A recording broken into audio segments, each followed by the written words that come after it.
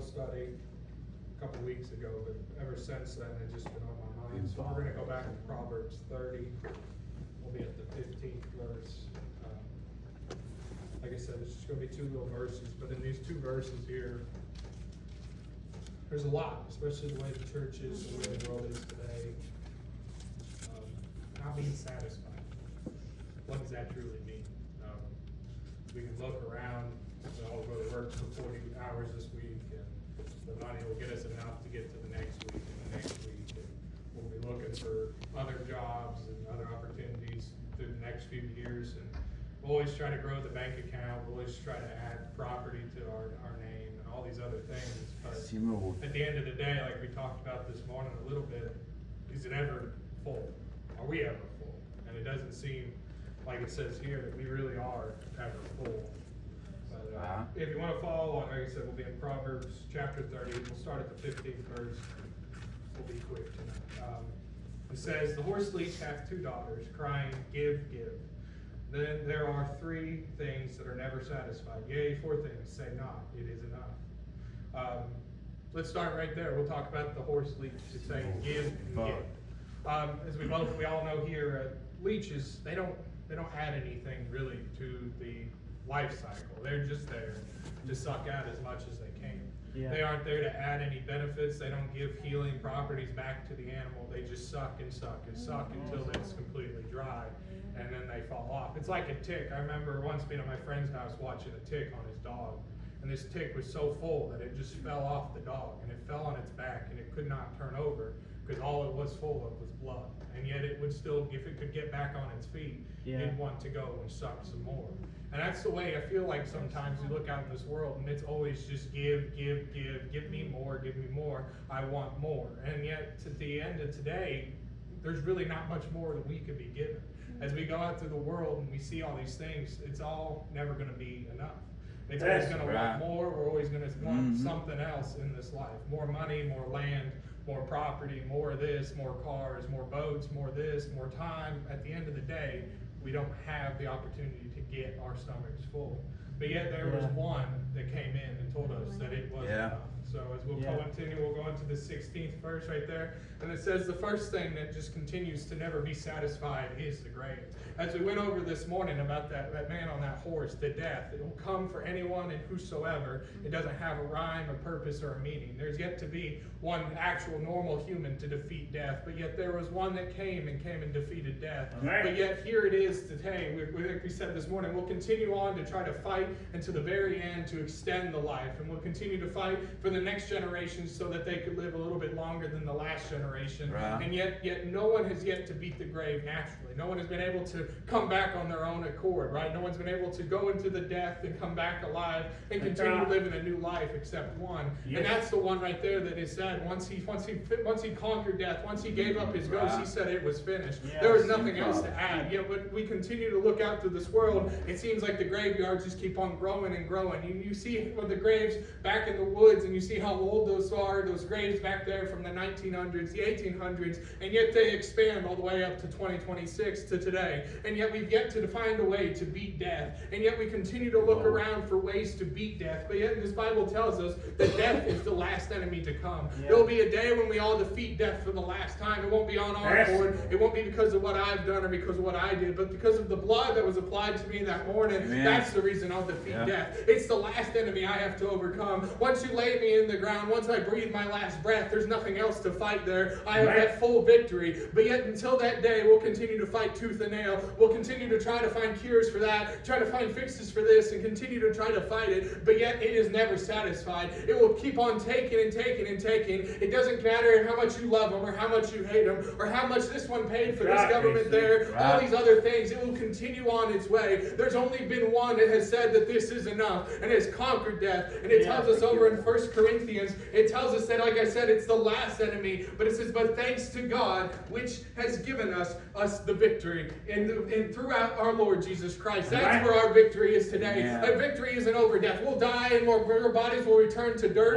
And that's the way it is since sin has entered into our hearts. And yet we'll continue on to die from generations now until generations to come. Eventually our name will be said for the last time, and then we'll die the true death is what they call it, where no one will remember us, no one will think of us, and we'll be long long forgotten in some book somewhere in a dusty cupboard of a picture next to us, and that's the death here on earth. But I'm thankful today that no matter how many times I am close to death, no matter how many times someone has said I'm scared of death, I'm no longer scared of it. I have no reason to be scared of it. I embrace it for whenever it to come. I don't want it to come, but when it comes, it'll be like an old friend that you have this old meeting with. I won't try to shoo it off. I won't try to ask for it for more time, because I have an appointment with death. And I don't know when the day is. I don't know when it's to come or how it's going to come, but I know once he comes and grabs me, there's no fighting for it anymore. And that sweet embrace of death, as I like to think of it, it's going to come, and then I'll leave this mortal course behind. I'll leave it in the ground. It will turn back to the earth that it once came from, and I'll be able to enter into glory land. But it's not going to slow down, and it's never full. It's never been conquered except through one, and that's where my hope is today. That's where we can find the satisfaction of death, knowing that I can die tomorrow, and because of the blood applied to me, not for me, not because someone had sat here and preached a little bit higher than me, or preached louder than me, or because someone prayed over here to let me in to slip a little day pass for me, but because of the blood applied to me through the one that has conquered death, the one whose death has been oversatisfied with. That's the reason I'm not scared of death. So there's one thing I'm no longer scared of. The death is no longer satisfied. It will continue to go, but I'm satisfied in death because I know where I'm going to go after that. And this one right here speaks a lot to me, is the barren womb. The barren womb will never be satisfied. You can start all the way in Genesis with Sarah and her barren womb. She was 90-some years old, and when an angel came into her and said, "You're going to bear a child," she laughed. She knew she was already past her time. Abraham was past his time. There's no way for this thing to happen. But yet the barren womb has continued on all the way through the Old Testament. You go through Sarah, and then you go to Hannah, and then you go into 2 Kings, or that Shishulite woman, or whatever, however you pronounce that. She was sitting there, and they said, "What can I do for you?" Elijah said, "What can I do for you? What can God do for you?" And she said,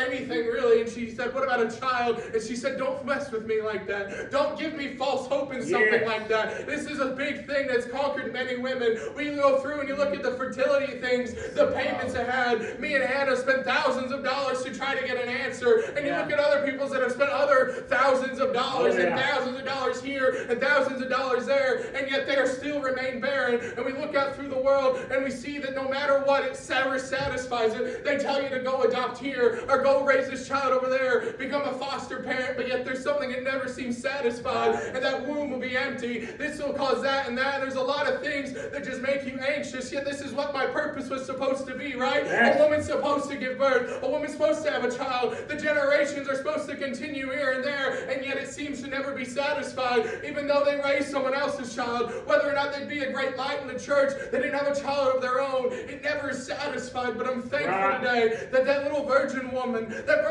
came in. That's what I love. You go through Luke, I think it is in, and it talks about when the angel came to Mary, and he said, "You are holy, and something holy is entered into your womb." Because you see back in Genesis, when Adam and Eve, when they committed the sin, and they said death was upon you, but he told Eve right there, he said, "But yet someone down your line, your seed's going to stand on that serpent's head." She probably thought with those first kids, with Cain and Abel, maybe these are the ones that are going to conquer that serpent. But yet what happened? One slain the other, and it wasn't the one who was able to conquer that serpent. But yet you go down through generations, and generations, yet there's one little virgin over there that came, and through something, not through man. And man's could not do this. The man's seed was never able to do it, but through God's holiness, because he saw favor in that young virgin woman. He gave that womb a purpose. He said this womb is a holy place, and yet there it was. That man came once again and said, Jesus, that barren womb was filled with something holy. That barren womb, through all those ones, through Hannah, that said, just give it to me so I can give it back to you. Give it to her so I could go out and have my nations, is what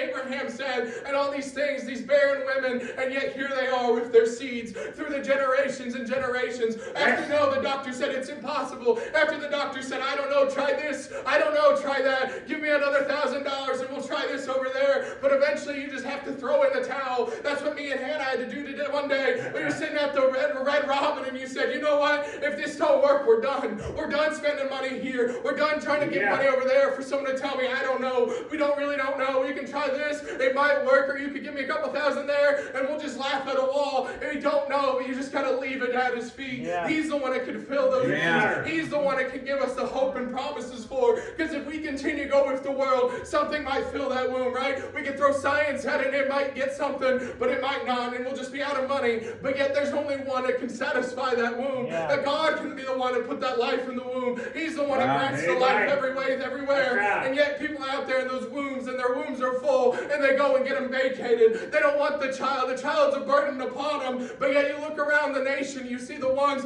that are burdened with the empty wombs, the barren wombs, and the ones that can't give suck, but yet there's ones out there just throwing them away like it's just another week's treasure or another week's garbage, another week's leftovers. And that's what's wrong, is there's people out there with those wombs that would beg for the child, would want the child. I ain't got the answers to why or when or how or who or what, but yet right here, this womb that he found in Mary was satisfied enough. The lineage met, and yet here it is, and yet he came through that womb, and that womb was satisfied. He came through half man, half Christ, half God was that right there, and there he came through with that virgin woman, and that's what it is right there. That womb was satisfied. That thing that he told Eve those many, many thousands of years ago, that your seed will step on that serpent's head, was finished on that cross that day. That womb, they no longer have to look for the Messiah of God. They no longer have to look at the other wombs, wondering if he's going to come, wondering if he's coming this year, wondering if he's going to come next year. He's already came through a womb of a woman, and that womb is no longer barren of God's seed. The seed that was promised to Eve those many thousands of years ago came and has been fulfilled. It is satisfied, is what he said. It's finished. It is finished through that womb. It was finished.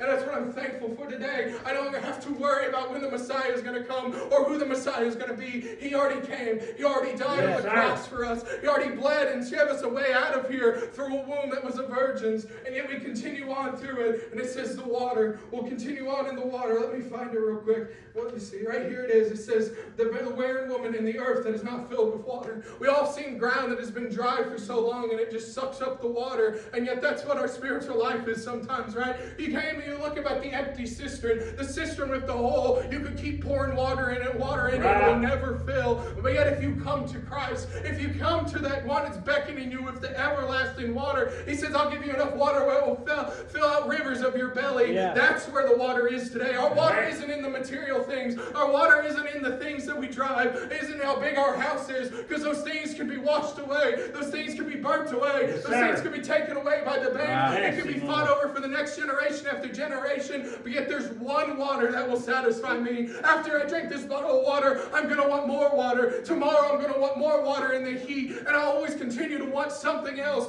The more and more and more. There's nothing that will satisfy my thirst except Christ. Amen. When I come to him, when I come to him and tell him my problems, when I come and tell him my burdens, when I come and tell him the things that I need him to hear, he listens to me. I no longer have to thirst for the one. I no longer have to worry about this. I no longer have to continue to concern myself about that. I can give it to him and he will take it. And my thirst will be no more. And yet we look at him and say, I'll drink later. Let me continue out working out in this field. Let me continue doing this real quick. Let me continue doing that real quick. I'll come to church later. I'll pray to you later. I'll read my Bible later. I'll do things with you other times. Right now I need to focus on me. This world, I need to get as much as I can in my well. And then you look in your well when it's dying time and it's empty. Everyone's came and it's got a sip. Everyone's came and took a piece of it. Everyone's came and got whatever they needed from you. And the well you thought was getting you out of here is dry and there's nothing in it. But yet if you lay your hope in blood, if you lay everything at Jesus' feet, he's the everlasting water. I can't lay it in Lance and hope that he'll get me out of here. I can't lay it in my wife and hope that she has enough for both of us. I have to go out and get my own well. I have to go out and get my own sip of that everlasting water. That's what he said. He said that you had 5 husbands and they weren't enough, and the one you're laying with right now is still not enough, and you can continue out finding all the things that you think you need, all the things you think you want, and it will still never be enough. Amen. Just come to me. I'll be the everlasting water. You'll thirst no more. And yet we look at that. We all know that. We can all quote that verse from the beginning to the end. We can tell you about other things in it, but yet we don't truly understand it sometimes. When we look around and we think about the things that we want or the things that we think we need, and we don't think it's enough. I need a bigger house. I need a faster car. I need a nicer this. I need a nicer that. And like we talked about this morning, and there's nations, there's people around the earth that don't have enough for food for dinner tonight, don't know where their food for tomorrow is coming from, but yet here we are with the excess. But yet if we continue to put our trust in Him, He'll get us enough for tomorrow. He'll get us enough to get us through tomorrow. He'll get us enough to get us through next week. That's where my water is. That's where my source of my energy comes from, is Christ Almighty. That's where I put my hope and my faith in. And this last one here will continue on. It says, and the fire saith not, it is enough. We talk about it all the times, about how hell's gates open wider and wider each and every single day.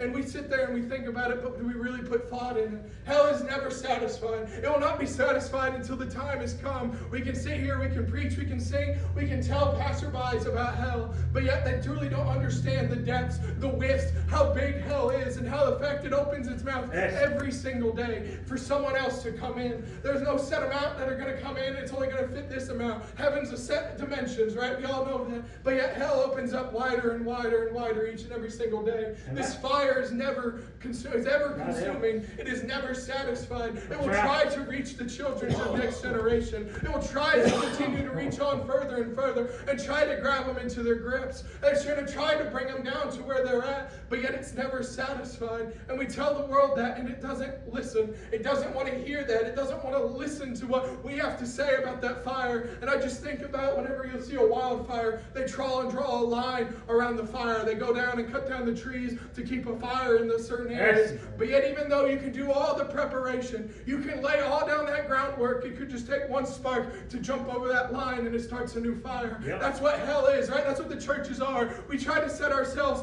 around the places we think we need, the places we think that we're needed, and yet that little fire could jump across our lines. It could jump across the church. It can enter into the church and burn the churches down. And that's what this devil, this Satan, this enemy that we fight day in and day out, it will never be satisfied with the souls it has. It'll never be satisfied with this amount it already has down there, and yet it tries to grow each and every single day. The enemy is real. He's trying to sneak into our families, as we've talked about time and time again. It tries to sneak in. It will take what it can, and fire is this thing. It doesn't matter what you are. It will be ever consuming. But yet we go back to think about it. What is fire put out by? It's put out by that water. If you got something that has an endless stream of water in it, you can put the fire out. And once again, that's Christ. You see how Christ has come through all these things. Through hell, we can put hell out. Through the water, we can put our trust in that everlasting water. Through the barren womb came Christ. And through this thing that we talked about at the beginning, this death, we can overcome through Jesus Christ. So yet you go through all these things. I think it's in Psalms. Let me find it real quick. All these things, it never seems to be ending. It's all these things that are just continuing on. All these things that are just happening to be scared of, right? We're all scared of the death.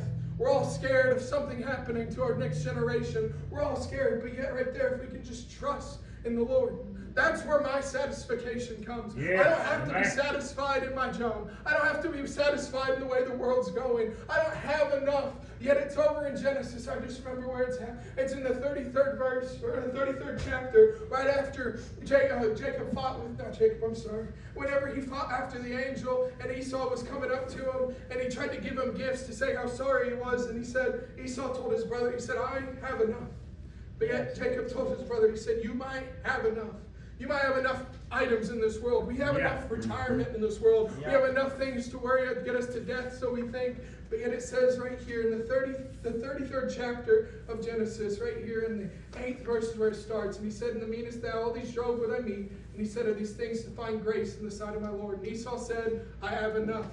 My brother, keep that thou hast to thyself. And Jacob said, nay, I pray thee. And now I have found grace in the sight. Then receive my present in my hands. For therefore I have seen thy face, as through I have seen the face of God, and thou wast pleased with me. Take, I pray thee, my blessing that is brought to thee, because God hath dealt graciously with me, and because I have enough. He urged him, and he looked and took it. I have enough, not through the items that was given to me by a friend, or the items that are given to me by my family, or what my job gives me and my security there, or whatever this world wants to give me, but yet I've seen the face of God. When he came and knocked on my heart, that's when I was able to enter into the kingdom. That blood was applied to me. I'm a little bit different than I was that day, and through that blood that was applied to me, I have enough. I don't need those fancy things. I don't need the mansion. I don't need the 16 cars, the 15 boats, my own private jet. Those things are earthly. Those things are just going to turn to ash one day. But because God has dealt with me, I have enough. I have enough to go out and tell the world about what I have through Christ. Not because of who I am, not because of the color of my skin, not because of my last name or what church I go to, but because one day this man on the cross behind me said, it is finished. It is paid for, and nothing that I could pay for it. I can't give him money. I couldn't give him silver. I couldn't give him gold. And he wouldn't have taken it because he wanted me to accept him for the way he was. Accept him, realize that I am with fault. And he was faultless. I am full of sin, and he was sinless. He was perfect in every single way, and yet I am with fault. And yet for some reason, he took my sin, he put it on his back and carried my cross to a death that I deserve. And I'm thankful today that this world won't ever satisfy this flesh. We'll continue to fight in and fight out every single day. They call it a rat race for a reason. We'll continue on that wheel until death comes and he'll take us by the hands. But I'm thankful when that time's come and my name is called, I don't have to worry about where my soul goes. I won't have to worry about what's going to happen with my things, if they'll fit in the casket with me in the ground, or what's going to happen after that. You can throw me in the river and float me down. I truly mean that. This body is going to return to the earth from whence it came. It's going to become worm food, and it's going to be great for them, and I don't care, because I'm going to be long gone. From the last breath that I take, once I leave this body, I'm going to be present with the Lord. There's nothing that can slow me down from out of here. I have a set time, I have a set goal, and I don't know, but I've got to follow God's will, knowing that He will lead and He will guide me. Amen. And it will be satisfied in the end. When I lay down my armor for the last time, when I put that shield down outside those gates, and I finally enter into those gates, and I get to say, well done, my child, that's what I strive for. It's not about my net worth at the end of it. It's not about how many acres of land I own. It's not about none of that, because it's going to turn to dust, it's going to turn to ash, and it's going to be nothing in some time. And I'm okay with that. That I trust and my hope, I'll be satisfied in the Lord. Yes. He's the one that can give me the water. He's the one that can fill those wounds. He's the one that can make me no longer fear death. And because of Him, I'm already satisfied that the fire could spread all the way from east to the west. And I know that I'm getting out of here. I won't even enter into the gates. I won't even get to see the gates of hell. And I'm thankful that I didn't have to do anything for it. The blood was applied to me, and that's enough. That should be enough to get us to go out there shouting hallelujah every week. That because of Him, we have an escape. Because of Him, we're satisfied in something. Yeah, amen. It's a short message.